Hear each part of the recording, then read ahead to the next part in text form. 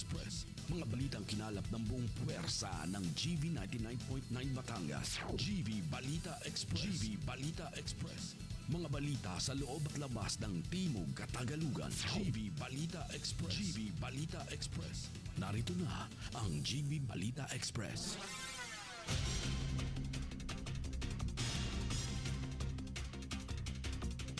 Magandang umaga mga ka-vibes. Kayo ay nakatutok sa GV Balita Express sa programang Good Vibes Morning.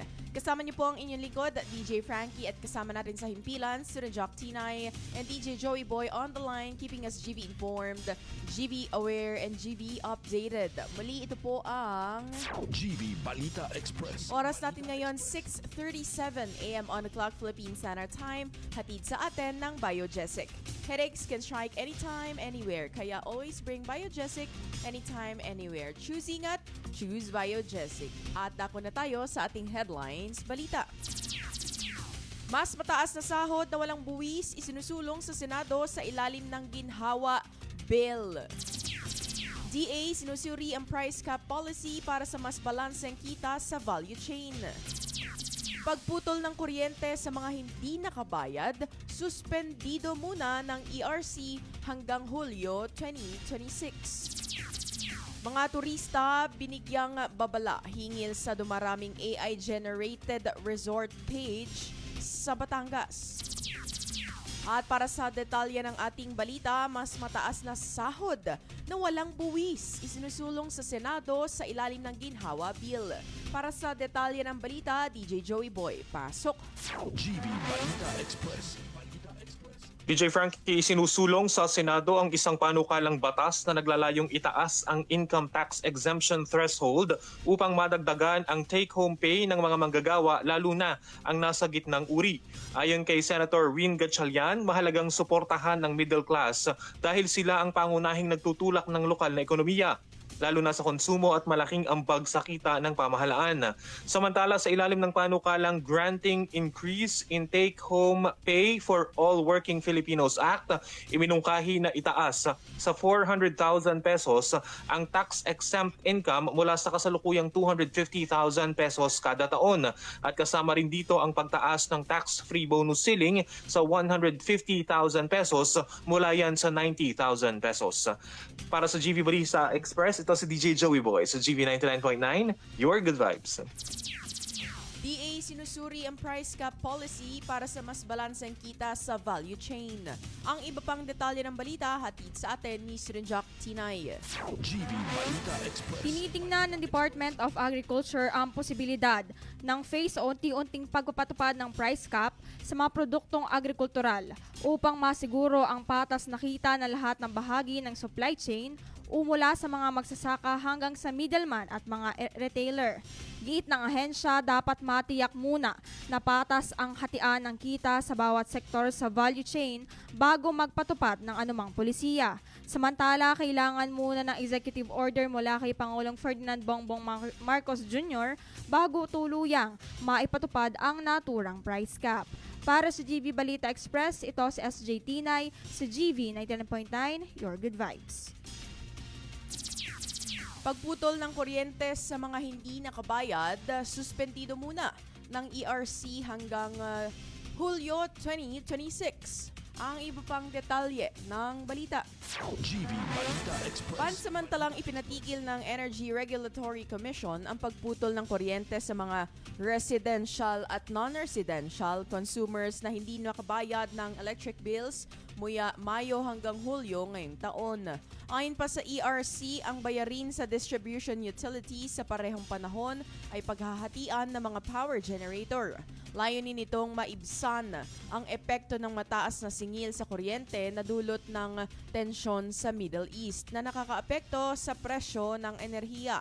Samantala, sa ilalim ng polisiya, maaari ding bayaran ang mga obligasyon sa loob ng hanggang 3 buwan na hulugan.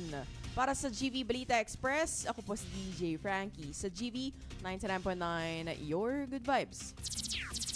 At mga turista, binigyang babala hingil sa dumaraming AI-generated resort page sa Batangas. Ang iba pang detalye ng balita hatid sa atin ni DJ Joey Boy.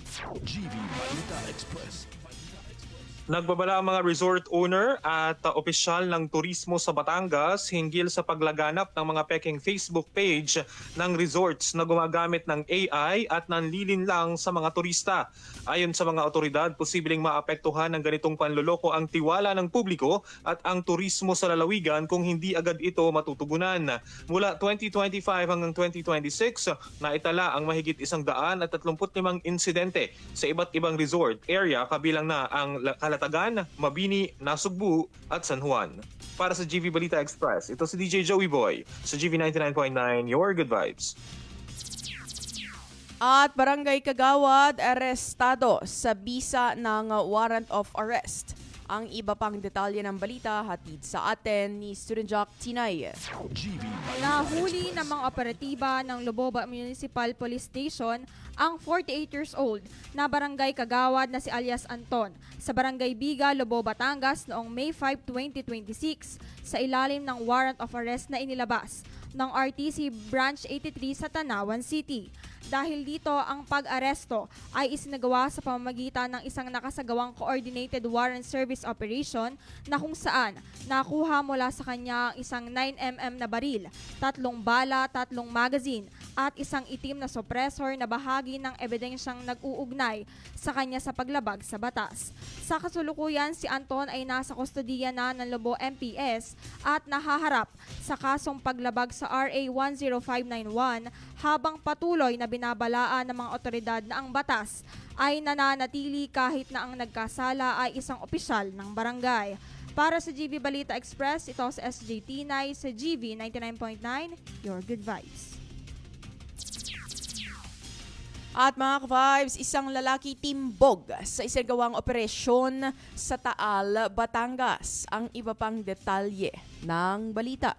GV Balita Express. Naaresto ng mga otoridad ang isang lalaki matapos makumpiskahan ng baril at hinihinalang iligal na droga sa isinagawang operasyon sa bayan ng Taal, Batangas. Sa isinagawang paghahalughog ng kaniyang bahay sa Barangay Kawit, na-recover ang isang kalibre 38 revolver na walang serial number, ilang bala at tinatayang 4 na gramo ng hinihinalang shabu na nagkakahalaga ng mahigit 27,000 piso.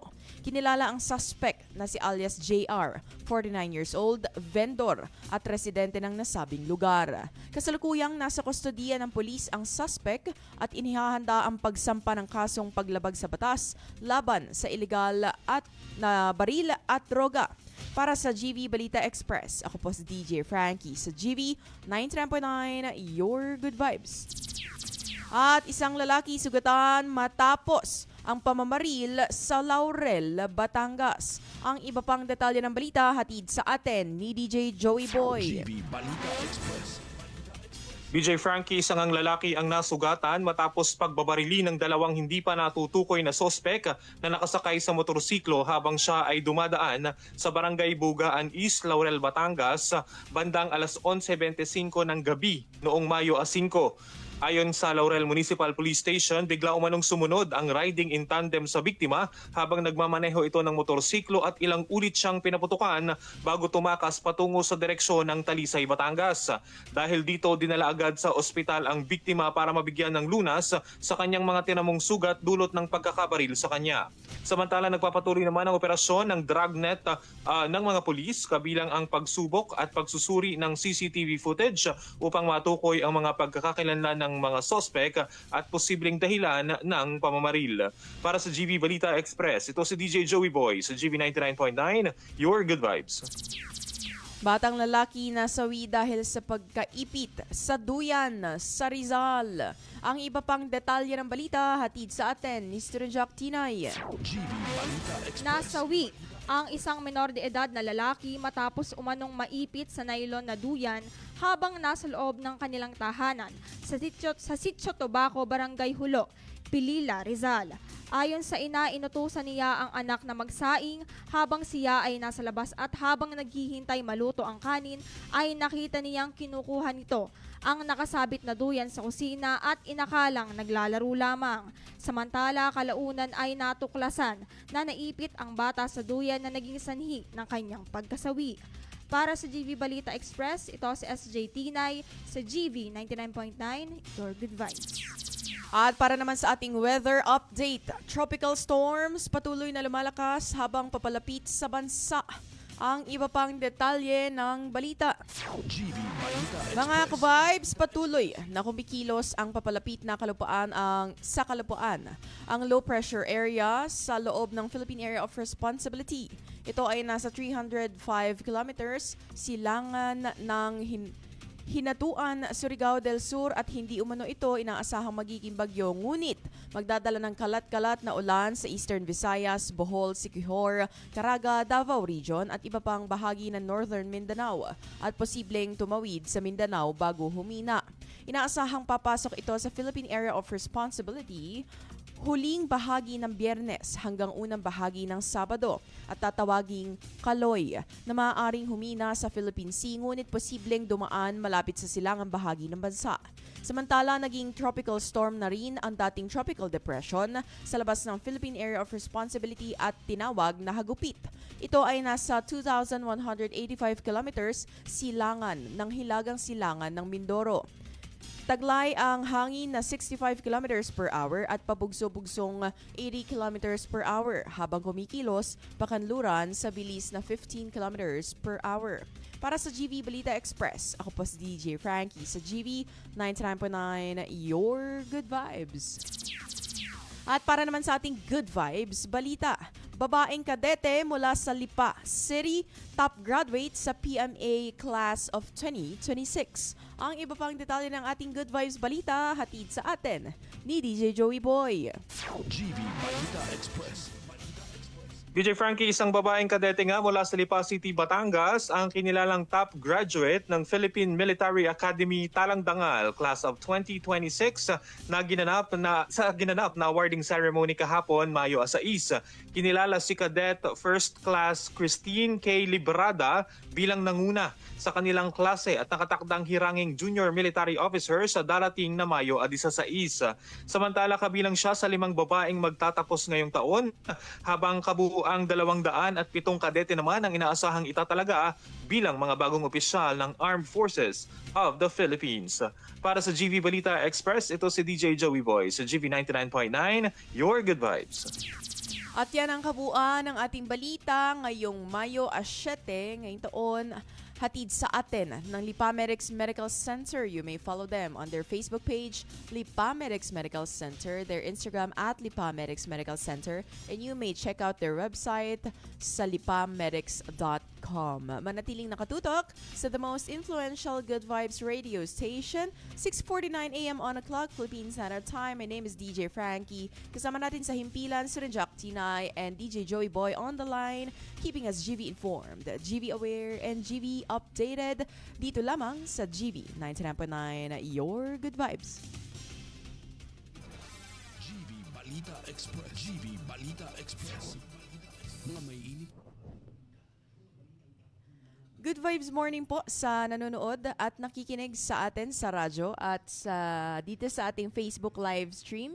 Kami po ay napapakinggan na rin sa online. Bisitahin nyo lamang yung aming Facebook page at nandoon yung link at saka yung QR code. Maraming salamat po sa inyong suporta and have a great Thursday. Happy Thursday po sa ating lahat. God bless everyone.